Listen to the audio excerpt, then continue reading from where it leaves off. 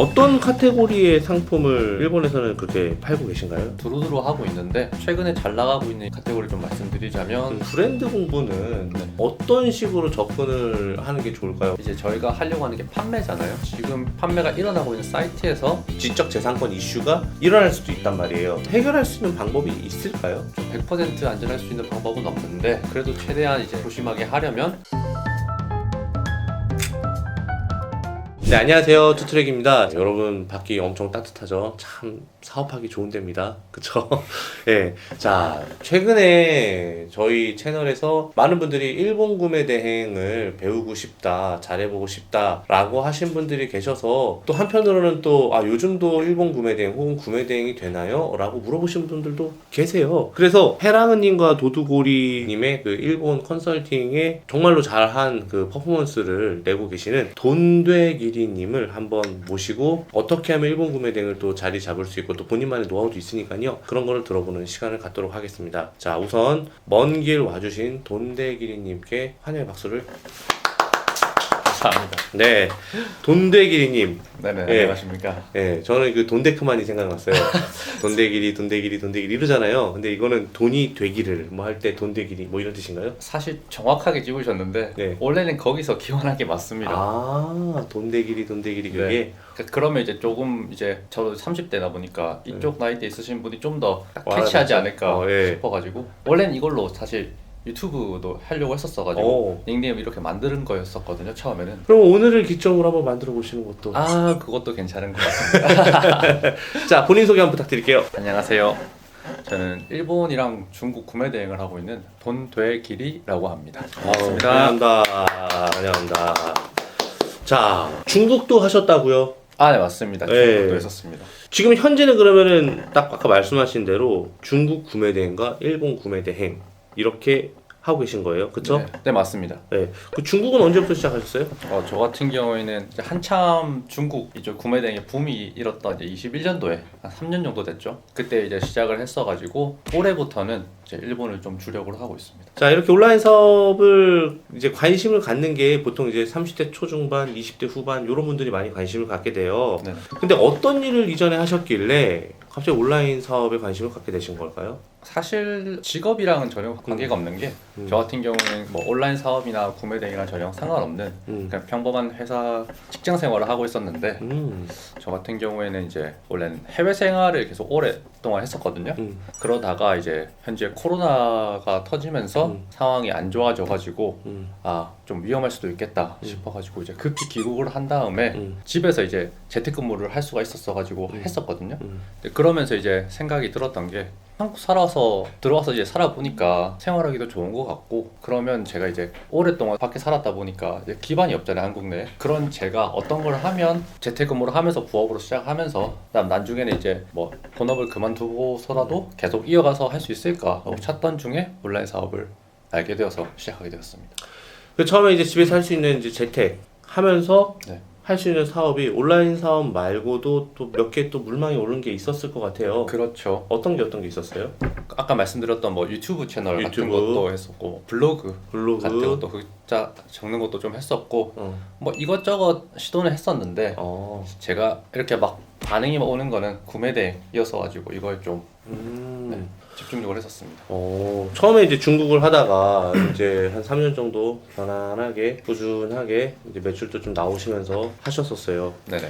그때 당시 중국 매출액이 좀 잘 나올 때는 얼마까지 나왔죠? 한참 잘 나올 때는 작년 이맘때 첫 1사분기 네. 정도였는데 그때 한 4,000, 4,500? 뭐 고객 결제 금액 기준으로. 그렇죠. 결제 금액으로 그렇게까지도 나왔었는데 네. 그러면 그때는 순이익이 얼마 됐었어요? 그때는 한 마진이 한 25% 정도 됐었으니까 월천 정도는. 그렇죠. 그때 당시에는. 근데 오래 가지 못했습니다. 오래 가지 그때 못했어요. 피크 딱 찍고. 근데 그렇게 피크 딱 찍고 조금 떨어지는 찰나에 내가 또 무언가를 해봐야겠다라고 선택한 게 일본 구매 대행이었잖아요. 사실은 그 전에 미국도 한번 해볼까? 네 그때 했었다가 좀 어려운데 그래가지고 그냥 중국만 계속 하다가 이제 매출이 계속 하락하면서 이대로는 안 되겠다. 그러면서 이제 좀 찾다가 그때 클래스 U 선생님 거를 보고 이거다. 그래서 또 이걸 좀 더 심화를 한번 해봐야겠다. 그쵸. 근데 그 단순히 눈앞에 이제 일본 구매 대행이라는 게 나왔기 때문에 일본을 선택할 수도 있었겠지만 네네. 뭐 미국을 잠깐 해봤다고 하셨지만 좀 어려웠고 네. 또 중국을 더 심화할 수도 있고 브랜딩을 할 수도 있고 있는데 왜 일본 구매 대행이었을까요? 아마 중국을 해보신 분이라면 이제 다들 공감하실 텐데 저도 이제 뭐 2년 3년 하다 보니까 중간중간에 이제 이러저러한 이제 이슈가 많았거든요. 그런 거에서 이제 좀 안정적이었으면 좋겠다라고 보던 게 이제 미국이랑 일본이었는데 제가 봤을 때는 일본이 좀 더 메리트가 있다고 생각을 했었어가지고 일본으로 나라를 확장하게 되었습니다. 아무래도 이제 중국은 노브랜드 위주 상품이 많고 맞습니다. 그리고 일본은 확실히 브랜드 위주 상품이 많은데 맞습니다. 근데 브랜드는 트래픽 자체가 좋고 그렇죠. 국내에 있는 브랜드 유통보다는 좀 더 선택의 폭이 넓고 조금 더 가격이 저렴한 일본을 선택한 거다라고 정리해도 될까요? 네, 맞습니다. 좋습니다. 자, 중국 같은 경우는 처음에 초기 자본이 얼마 정도였어요? 제가 아까 말씀드렸던 것처럼 이제 해외 생활을 하다가 제가 급히 들어왔었거든요. 그러다 보니까 이제 자본을 많이 들고 오지 못했어가지고 그때 만들었던 게 이제 딱 신용카드 하나 그때 한동안 200만 원 뭐 이렇게 있던 거랑 한국 통장에 있던 한 100만 원, 200만 원 있던 그걸로 시작했었거든요 처음에. 그래서 자본은 사실 거의 없었습니다. 중국 할 땐 그랬고 네, 처음에 시작할 때는. 네. 일본은요?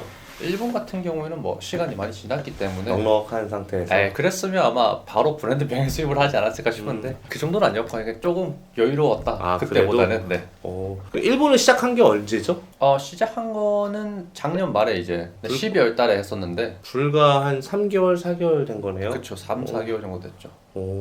그 일본 그 헤랑은님하고 도도구리님의 강의를 듣고 좀 유의미한 매출이 나온 거는 불과 얼마 정도 만에 나왔고 네네. 그리고 월 매출은 그때 얼마였어요? 진짜 몇 개월 안 됐잖아요. 한두 달? 그쵸. 그러니까 제가 그때 시작을 했었는데 그때는 이제 중국도 이제 살리려고 하면서 이제 했던 거라 막 엄청나게 막 주력으로 했던 건 아니었거든요.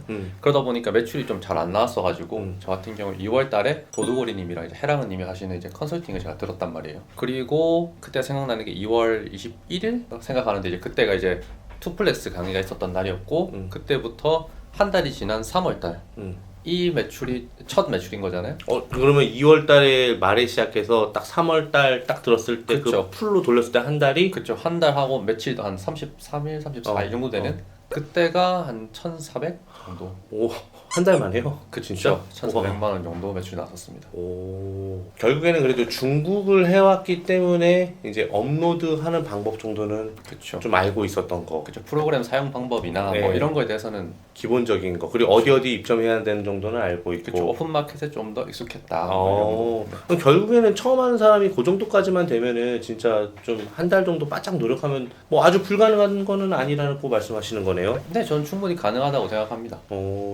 그 어떤 카테고리의 상품을 일본에서는 그렇게 팔고 계신가요? 제가 막 특정 카테고리만 집중적으로 하는 건 아니고 막 이것저것 두루두루 하고 있는데 최근에 잘 나가고 있는 이제 카테고리 좀 말씀드리자면 제 기준에는 스포츠, 레저 쪽이랑 그다음 피규어나 프라모델 이쪽 상품이 잘 나가고 있는 것 같습니다. 이게 보면은 일본에서 좀 강한 것들인 것 같아요. 네, 제가 봤을 때는 아무래도 잘 팔리는 게 이제 일본풍의 색깔이 진하거나 그런 게 아무래도 메리트가 있지 않나. 네. 이 스포츠는 조금 의외예요. 왜냐면 뭐 우리나라도 스포츠 엄청 많이 있는데 왜 일본이만 스포츠 관련된 카테고리가 좀 잘 나갈까요? 그러니까 한국에서도 물론 좋은 브랜드가 많고 그렇긴 한데 제가 봤을 때는 특정 브랜드에 어떤 카테고리 상품군이 따로 있다면 예를 들어서 뭐 미즈노라는 브랜드의 뭐 자사 특정 브랜드. 스포츠에 관련된 뭐 배드민턴 신발, 뭐 테니스 신발 이런 식으로 이제 운동화가 아닌 그런 스포츠 신발류가 확실히 잘 나가고. 기능성 신발들. 네, 맞습니다. 우리나라에는 뭐 배드민턴 신발 해봤자 사실 많은 브랜드가 있는 건 아니니까. 그렇죠. 그런 쪽에서 한번 수입해서 국내에서 파는 것보다 현지에서 파는 게 더 저렴할 수 있겠네요. 맞습니다. 아무래도 지금 시즌이죠. 네. 지금 최근 들어서 이제 날씨가 좋아지다 보니까 스포츠 이제 많은 분들이 즐기시는 것 같아서 맞아요. 스포츠 신발이나 네. 뭐 각종 뭐 라켓이나 이런 도구나 네. 옷, 의류 전부 다 잘 팔립니다. 자, 어쨌든 그런 방식으로 하는데 이제 어떤 카테고리가 잘 나가는지는 알겠어요. 네. 그러면 어떤 방식으로 보통 상품 소싱을 하시나요? 이게 좀 중요한 것 같은데. 상품 소싱 같은 경우는 사실 뭐 특별한 건 없는데 저 같은 경우에도 이제 막 초보자이다 보니까 이쪽 시장을 잘 모르잖아요. 브랜드도 아직 모르는 게 많고 그러다 보니까 제가 주로 하는 거는 네이버 쇼핑이나 라쿠텐 사이트에 들어가서 이제 이 잘 파시는 분들의 이제 몰에 들어가서 어떤 브랜드가 있는지 어떤 상품이 있는지 제가 확인을 하고 쭉 메모를 해놓은 다음에 저 같은 경우 이제 시즌별로 이렇게 다 분류를 해놓거든요. 그런 다음에 이제 시즌이 오기 한 2-3개월 정도 전에 그 상품을 올리게 되면 제가 겪은 바로는 꽤 높은 확률로 판매가 이루어졌던 걸로. 이번에 확실히 느끼신 거네요. 그쵸? 네, 맞습니다. 야, 이게 구매 대행 같은 경우는 재고를 구비하지 않아도 되니까 네. 상품 업로드하는 거는 사실 내 재고 아니니까 올리기가 쉽기 때문에 오히려 더 다량의 상품을 업로드할 수 있고 네. 그리고 또 사람들이 수요를 예측을 해서 미리 길목에서 서 있으면 그 말씀하신 것처럼 괜찮은 효과가 있는 것 같다는 생각이. 트래픽 오르기 전에 딱 그렇죠. 그 하고 앞에 있으면 빡. 네. 터지는 트래픽을 딱 제가 먹으면서 그렇죠. 그쵸, 쭉쭉 매출 먹으면서 네, 또 맞습니다. 다음 시즌 또 준비하고. 네, 맞습니다. 근데 이제 초보자분들이 좀 정말 실수하는 게 지금 터지는 상품을 지금 업로드해. 이게 좀, 그렇죠. 지금 예. 막 많이 팔린다고. 네. 그렇죠. 이게 웬이 참 중요해요. 웬이. 그쵸. 그쵸. 그런 생각이 좀 들었는데 가격 설정 같은 경우는 보통 어떻게 하세요? 그냥 일괄적으로 15% 때려버리세요? 아닙니다. 이거 같은 경우에는 아무래도 엄청나게 메이저한 브랜드 같은 경우, 그러니까 저희가 다 아는 뭐 글로벌 브랜드 같은 경우에는 마진을 좀 최대한 낮게 가져가면서 매출을 좀 내려고 하고 있고, 그렇게 되다 보면 한 낮게는 8%, 근데 평균적으로 한 10% 정도 선으로 하고 있고, 그 외에 아까 말씀드렸던 뭐 미즈노나 요넥스 이런 로컬 브랜드 같은 경우에는 그거보다는 마진이 좀 높게 설정이 돼 있어서 한 15% 정도 설정을 해서 이렇게 맞춰가면서. 일리가 있네. 수요가 많은 것들은 공급도 많을 거니까 공급자들끼리 경쟁을 피하기 위해서 수익률을 조금 낮추는 대신 볼륨을 좀 키우고, 네. 대신에 미즈노나 뭐 말씀하셨던 요넥스 같은 네. 브랜드들은 아무래도 수요가 좀 낮으니까 그쵸. 공급자들도 많이 없을 거라 생각하고 가격을 조금 더 올리는 전략을 선택해서 조금 밸런스 있게 간다. 네, 맞습니다.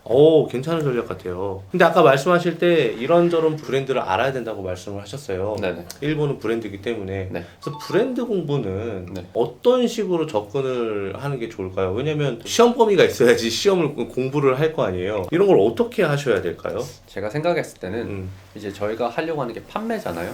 그럼 지금 판매가 일어나고 있는 사이트에서 찾아서 이제 공부를 하는 게 제일 빠른 방법이지 않나라고 생각을 하기 때문에 아까 말씀드린 것처럼 네이버 쇼핑에 들어가서 많은 카테고리들 브랜드들 공부를 한다거나 아니면 라쿠텐에 가 보면 이제 처음 상단에 이제 카테고리 탭이 여러 개가 있잖아요. 그 중에 보면 이제 랭킹 페이지가 있거든요. 그 랭킹에 보면 또 각 카테고리마다 이제 들어가 볼 수가 있단 말이에요. 그럼 거기 들어가 보면 잘 팔고 있는 이제 인기 상품들을 가지고 있는 이제 판매자들이 쭉 리스트가 이제 나오는데, 거기에서 들어가면 또 그 판매자들도 그 상품뿐만 파는 게 아니라 또 가지고 있는 많은 브랜드 또 다른 카테고리들 있잖아요. 그럼 계속 이렇게 타고 이렇게 파도 타기처럼 가다가 공부하고 이건 모르면 또 공부하고 그렇죠. 그럼 또 검색하고 공부하고 그렇게 하고 있습니다. 아는 만큼 보이는 거는 일본 구매 대행도 뭐 동일한 것 같다는 생각이 드네요. 네, 맞습니다. 지금 말씀해주신 브랜드들은 누구나 다 아는 브랜드들이고, 그리고 거기에 소속되어 있는 상품들은 공부하면 충분히 찾을 수 있는데, 이게 아무래도 수요가 많으니까 공급도 많을 거란 말이죠. 그럼 경쟁력 있는 상품명을 지을 때 어떤 식으로 지는지가 좀 궁금해요. 상품명. 사실 저 같은 경우에는 이제 중국 구매 대행을 제가 했었잖아요. 맞아요. 키워드가 중요한. 그죠. 중국 구매 대행을 제가 해보니까 그때 당시에는 이제 브랜드가 아닌 상품을 다루잖아요. 그러면 이제 제일 중요한 게 사람들이 이제 검색할 만한 키워드를 상품명에 이제 딱 우겨 넣어야 된단 말이에요. 그러면 이제 상품이 하나가 있으면 그걸 꾸며주는 형용사들이 이제 많이 들어가가지고 예를 들어서 제가 뭐 신발이라는 상품에 대해서 상품명을 짓는다라고 생각을 해보면 뭐 발볼, 넓은, 편한, 뭐 데일리 신발 뭐 이런 식으로 쭉쭉쭉 써가지고 글자 수를 채운단 말이에요. 근데 그에 비해서 이제 일본 같은 경우에는 아까 말씀드렸던 것처럼 이 상품을 구매하시는 고객분들이 저희보다 더 많은 상품에 대한 정보를 가지고 있다고 생각을 해서 이제 좀 불필요한 형용사나 이런 꾸며주는 단어들은 다 필요 없다고 생각을 하거든요. 네이버 쇼핑 같은 로직 같은 경우에는 이제 글자 수가 너무 길면 또 불리한 점수를 얻고 뭐 이런 것도 있어서 저는 최대한 담백하고 깔끔하게 짓는 편입니다. 그래서 뭐 처음에는 브랜드명을 넣고 시리즈명, 그다음 뭐 상품 번호, 그다음 뭐 색상 이런 식으로 해가지고 딱딱딱딱 넣고 거기에 그 시즌에 맞는 키워드 한두 개 정도만 딱 추가해서 딱 만드는 편입니다. 결국에는 플랫폼의 가이드를 철저하게 지키되, 네. 거기서 이제 수식하는 것들은 중국에 비하면 확실히 줄여갖고 한두 개 정도만 넣어서 깔끔하게 올린다. 네. 이거라고 볼 수 있겠네요. 네. 그런데 일본은 브랜드잖아요. 네, 맞습니다. 그리고 어떻게 보면 이제 일본에서 직접 제작해서 올린 상품 페이지를 사실 뭐 동의를 구하지 않고 올리는 건데 네. 그러다 보면은 분명히 지재권 이슈, 지적 재산권 이슈가 일어날 수도 있단 말이에요. 네, 충분히 있습니다. 예, 이런 문제로부터 해결할 수 있는 방법이 있을까요? 좀 어렵죠. 어렵죠. 사실 이게 맞죠. 예. 구매 대행이 이제 저희 상품이 아니잖아요. 아니죠. 그렇죠. 다른 분들이 만든 상품을 그리고 그분들이 찍은 사진, 예. 만든 상세 페이지를 제가 그대로 쓰는 거다 보니까 그렇죠. 100% 안전할 수 있는 방법은 없는데 네. 그래도 최대한 이제 조심하게 하려면 예. 뭐 상품명에 들어가는 키워드들을 예. 키프리스 같은 데서 검색을 해가지고 혹시 다른 분이 이제 본인만 사용하시려고 이제 등록을 하셨다거나 그런 것도 확인해 보시고 아니면 사진 같은 경우에도 이제 최대한 모델 사람이 없고 그다음 뭐 소품 같은 게 없는 누키컷이라고 하죠. 그런 사진을 최대한 사용하는 게 조금 더 안전하지 않나. 근데 제일 좋은 거는 직접 사진을 찍으시는 것 같습니다. 어찌 보면은 한 달이라는 짧은 시간 안에 누가 볼 때는 1,400원 많은 것도 아닌데 라고 할 수 있는데 이거를 주목하셔야 돼요. 시작한 지 한 달 만에 1,400을 냈다라고 하는 거는 사실 더 크게 우성장할 수 있는 가능성이 충분히 있다고 저는 보거든요. 지금까지 본 수많은 수강생들을 봤을 때. 근데 앞서 말씀해 주신 것 외에 단시간에 매출을 내기 위해서 꼭 이것만큼은 했으면 좋겠다라고 하는 그런 사업 노하우가 있으시다면? 제가 생각했을 때 이제 사업을 막 시작하시는 초보자 분들의 경우에는 이제 아무래도 본업을 하시면서 부업으로 하시는 분들이 대다수라고 제가 생각을 하거든요. 그렇죠. 그러면 안전하게. 그분들이 이제 시간을 낼 수 있는 거는 퇴근하시고 그다음 본업하시고 남는 이제 짜투리 시간을 이용해서 하시는 건데 저도 알거든요. 맨 처음에 이제 본업을 하면서 부업으로 시작을 했어가지고 얼마나 힘든지. 그런데도 매일매일 꾸준하게 조금씩이라도 하시는 게 제일 중요하다고 생각합니다. 이게 진짜 되게 어려운 말인데요. 꾸준하게 하고 노력을 하고 하는 것들이 저는 옛날에는 그냥 의지만 가져도 할 수 있는 거라고 생각했는데 지금 돌아보고 보니까 저는 그게 재능인 것 같더라고요. 대부분의 사람들이 요게 없어서 무너지는 건데 결국에는 그게 그냥 없는 것 같은 거예요. 그게 저는 재능이라고 보는 거예요. 꾸준히 조금씩 하다 보면 결국 판매가 일어나게 되거든요. 그럼 판매가 일어나면 재미가 붙어서 더 많은 시간을 투입하게 되고 그럼 더 많은 상품이 팔리고 이런 식으로 점점 선순환의 구조가 만들어진다고 생각합니다. 아 맞습니다. 자 중국 구매대는 CS 많았죠. 아 진짜 말도 마십시오. 이게 너무 시달려가지고 이게 정말 솔직히 중국이 아까 네. 25% 나오는 것처럼 마진이 높거든요. 네. 그다음 노브랜드라서 상품을 판매하기도 상대적으로 쉽단 말이에요. 네. 근데 너무 시달리다 보니까 제가 이거를 좀 접게 된 음. 이유 중에 하나이기도 하죠. 근데 일본 구매 대행은 CS가 상대적으로 적은가요? 이게 적은 정도가 아니고 네. 없습니다. 제가 이거 지금 한 2달 정도 이제 네. 본격적으로 했는데 제가 이제 받은 CS라고는 이 상품 재고 있나요? 아니면 뭐 이 상품 언제 오나요? 가 전부인 것 같습니다. 3년 넘게 하셨어요. 그쵸, 이제 3년 딱 된 것 같습니다. 네. 네. 처음에는 뭐 부업으로 시작하셨겠고 그러다가 조금씩 이제 자영업에서 조금씩 사업으로 넘어오고 있는 단계신 것 같은데 네네. 그 기간 동안에 좀 힘들었던 때 있었을 것 같아요. 와이프가 이제 음. 임신 중이고 저 같은 경우 이제 가장인 경우잖아요. 음. 그리고 또 저는 본업으로 하고 있고 제일 중요한 게 이제 제가 돈을 벌어야 한다. 그런데 작년에 이제 있었던 중국의 매출이 떨어지면서 실적으로. 그쵸, 이제 좀 고비다 라고 생각을 했어가지고 이것저것 많이 시도를 했었거든요. 근데 또 해보니까 중국만으로는 안 될 것 같더라고요. 분명히 또 이 위기가 또 올 거다 이걸 제가 그래서 제가 또 알아보다가 이제 일본으로 넘어온 거기도 하고 그렇게 제가 이거를 극복을 해냈거든요. 그러니까 이제 그 구독자분들이 오해하시면 안 되는 게 뭐 중국만 해선 돈이 안 된다 뭐 이런 게 아니라 네. 어쨌든 간에 중국을 하든 일본을 하든 이제 하나에만 너무 올인을 하게 되다 보면은 위기는 반드시 온다. 하지만 그것도 극복할 수 있다. 하지만 이런 위기들은 늘 오기 때문에 차라리 이 위기가 덜 오게끔 할 수 있는 방법은 파이프라인을 만들어서 그 위기를 체감하는 걸 줄여버리자라는 거잖아요. 그렇죠. 예, 그런 식으로 받아들이면 될 것 같은데 또 중국만 하다 보니까 일본으로 딱 시작을 했을 때 뭔가 또 다시 처음부터 시작해야 된다는 그런 부담감도 좀 있었잖아요.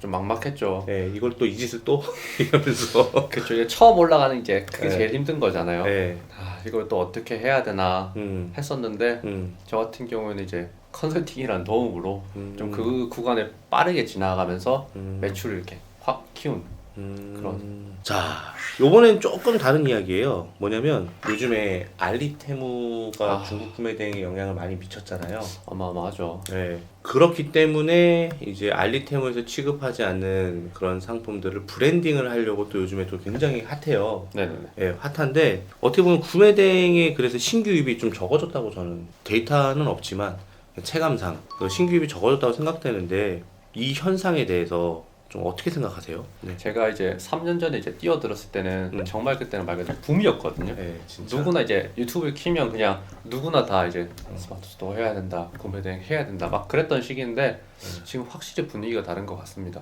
이게 제가 막 유튜브도 막 구독을 하고 있고 네. 카페도 보고 단톡방도 보고 하는데 유입하는 이제 신규 회원들도 숫자가 많이 줄었고 그다음에 글 리젠되는 속도도 많이 줄어들었고 물론 지금도 잘하시는 분들이 많다고 생각을 하는데 중국 쪽은 좀 많이 어렵지 않나. 그래서 그거를 해결하려면 높은 퀄리티의 상품이거나 아니면 가격대가 높은 상품 뭐 이런 자기만의 이제 색깔을 좀 입혀가지고 좀 하셔야 이제 조금 더 이게 먹히지 않을까라고 생각합니다. 일본 구매 대행 그 뭐 비록 이제 한 3개월 정도 해보신 거지만 네. 앞으로 좀 일본 구매 대행의 좀 전망은 좀 어떻게 보고 계세요? 제가 생각했을 때 이제 현재 지금 엔저 현상 때문에 이제 일본 상품들이 되게 가격적으로 이제 메리트가 있다고 생각을 하거든요.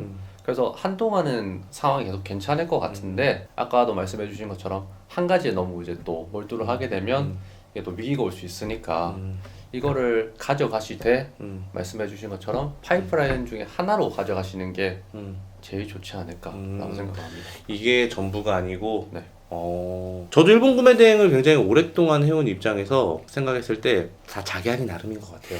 예, 꾸준하게 방법을 찾고 꾸준하게 수익을 개선하려는 모습이 있으면 그래도 일본 구매 대행을 좀 안정적으로 오랫동안 끌고 갈 수 있지 않을까요? 맞습니다. 자, 일본 구매 대행 사업을 지금 한창 하고 계시잖아요. 네네. 일본이 어느 정도 궤도에 오르게 되면은 또 아까 말씀하셨던 것처럼 일본도 그냥 하나의 파이프라인으로 생각했으면 좋겠다라고 네네. 하셔서 다음 스텝으로 실행하고자 하시는 게 있다고 한다면 뭐가 있으세요? 돈대기님은? 지금 올해 제가 계획하고 있는 거는 우선적으로는 아직은 매출이 그래도 올라가는 네. 상황이기 때문에 조금 더 높여야 된다고 생각을 해서 일본을 하면서 미국이나 유럽 쪽으로도 이제 확장을 하면서 매출을 조금 더 높인 다음에는 올해 말부터는 이제 브랜드 병행 수입을 저도 해보려고 준비 중에 있습니다. 구매대행 초기에는 미션도 많았고 네네네. 거의 밤잠도 못 주무시고 이렇게 진행을 했었던 것 같은데 네. 지금은 어때요? 지금도 사실 크게 달라지진 않았는데 솔직히 말하면 저는 더 재미가 붙어서 지금 그러니까 매출이 오르다 보니까 막 상품 올리고 몇 시간 되면 주문 들어오는 거 보면 이게 팔렸네? 내가 이제 공부했던 상품이 이제 먹혔구나. 이런 거 이제 제가 계속 경험하다 보니까 지금 너무 재밌는 거예요 지금. 그래가지고 쉬는 날도 없이 주 7일 매일매일 밤늦게 일하고 있는 상황입니다. 재미가 있으면 그럴 수 있지. 네, 재미가 있더라고요 저는. 네. 자, 돈대기님은 이제 한 4년 차 되신 거예요. 네. 온라인 사업 지금도 매력 있나요? 보실 때? 그러니까 제가 구매 대행만 조금 해본 입장으로 말씀을 드리면 그러니까 솔직히 제가 3년 전에도 시작할 때 그 전에 이미 시작하신 분들 많았거든요. 원래 붐 터진 거는 코로나 터진 20년도가 더 컸단 말이에요 원래는. 그러니까 저는 그거보다 1년 늦게 들어간 거죠. 그때 들어갈 때도 생각했던 게 너무 늦지 않았나. 이렇게 많은 사람들이 하고 그죠. 있는데 너무 레드오션 아닌가 하고 했었는데 막상 해보니까 되더라고요.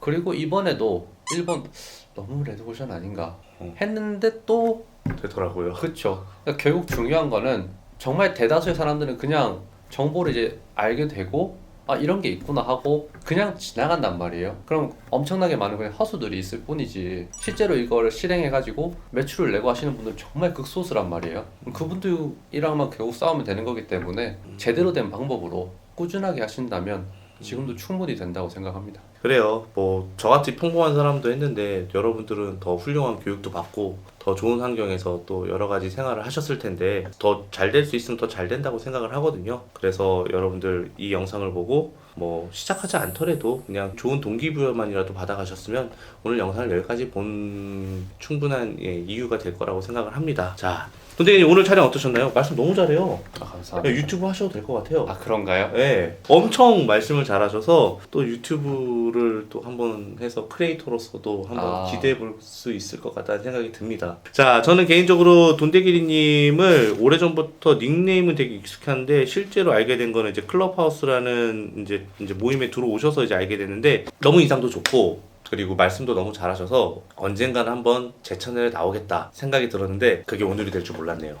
저도 몰랐습니다. 사실 말씀 안 드린 게 있는데 제가 온라인 사업을 시작하면서 이제 버킷리스트를 만들잖아요. 거기 이제 투트랙님 유튜브 채널에 출연하기가 있었습니다, 진짜로. 그런데 제가 예상하지 못한 타이밍에 이렇게 초대를 해주셔가지고 너무나 감사한 마음으로 지금 촬영하고 있는 상태거든요, 지금 사실. 긴장도 한 상황인데 전혀 안 나요. 티가 안 난다고 이제 네. 얘기를 해주시는데 어쨌든 돈대기리님 등려도 곧 하시고 하시는 사업 더 잘 되길 바라며 오늘 영상을 여기서 모두 마치고자 합니다. 이 영상이 온라인을 사업하시는 분들 그리고 온라인 사업을 준비하신 분들에게 정말로 큰 도움이 되길 바라며 모두가 부자 되는 그날까지 지금까지 돈대길이 투트릭이었습니다. 감사합니다. 감사합니다.